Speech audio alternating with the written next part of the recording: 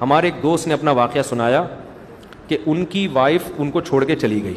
बहुत इंतज़ार करते रहे, वो बड़ा याद करते थे, मैं उसके लिए बड़ी दुआएं मांगता है, अल्लाह वो आ जाए, अल्लाह वो आ जाए। कह रहे एक दिन मैंने इरादा किया आज मैं 2 रकत पढ़ के अल्लाह के सामने इतना रोऊंगा कि बस आ जाए वो। और बीवी लिफ्ट कराने के लिए तैयार नहीं, वो इतनी होशियार।